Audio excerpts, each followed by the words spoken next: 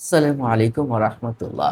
সম্মানিত মুসলিম ভাই ও বোনেরা, আপনার দোয়া যদি কবুল করাতে চান আল্লাহ সুবহানাহু ওয়া তাআলার কাছে, তাহলে আল্লাহ সুবহানাহু ওয়া তাআলার একটি গুরুত্বপূর্ণ ইসিম আপনি যদি পড়তে পারেন দোয়ার ভিতরে, তাহলে আল্লাহ সুবহানাহু ওয়া তাআলা আপনার দোয়াকে কবুল আর মঞ্জুর করবেন।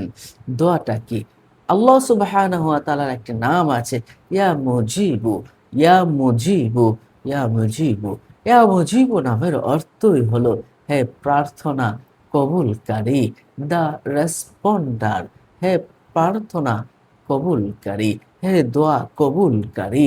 আপনি যদি আল্লাহ পাকের এই নাম, আল্লাহ পাকের ৯৯টা নামের ভিতরে একটি নাম হলো ইয়া মুজিব।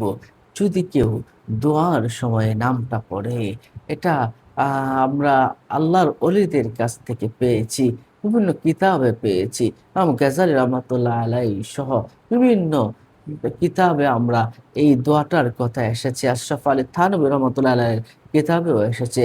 যদি কেউ দোয়ার সময়ে আল্লাহ সুবহানাহু ওয়া তাআলার এই নাম ইয়া মুজিবু, ইয়া মুজিবু, এই নামটি যদি ১০০ বার কেউ দোয়া করা অবস্থায় পাঠ করে, তাহলে আল্লাহ সুবহানাহু ওয়া তাআলা তার দোয়াকে কবুল করবেন। তার দোয়াকে কবুল করবেন ইনশাআল্লাহ, ইনশাআল্লাহ। তাহলে আমরা আল্লাহ সুবহানাহু ওয়া তাআলার কাছে দোয়া করার সময় ১০০ বার আমরা ইয়া মুজিবু পাঠ করব। আবার এমনটা বলেছেন ওযু করে নিয়ে।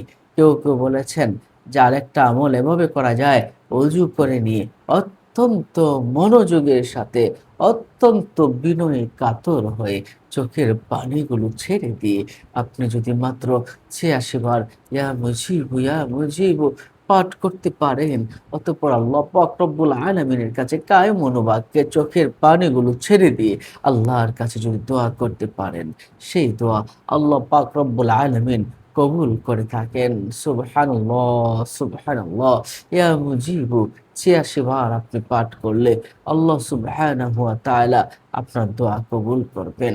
যারা মুস্তাজাবুদ দাওয়াত হতে চান, যারা মুস্তাজাবুদ দাওয়াত দোয়া করলেই দোয়া কবুল হয়ে যাবে, এমনটা যদি হতে চান, তাহলে ইয়া মুজিবু আপনি যদি সারাদিন একটু একটু করে পড়তে থাকেন, যখনই মনে পড়ে তখনই যদি পড়তে থাকেন, আপনি মুস্তাজাবুদ দাওয়াত হয়ে যাবেন।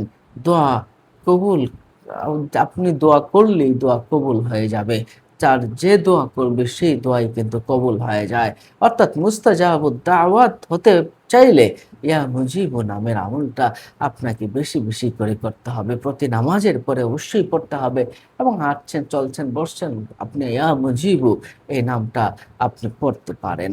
নিশ্চয়ই বুঝতে পারছেন আল্লাহ সুবহানাহু ওয়া তাআলার গুণবাচক নামের কি পাওয়ার, কি ফজিলত।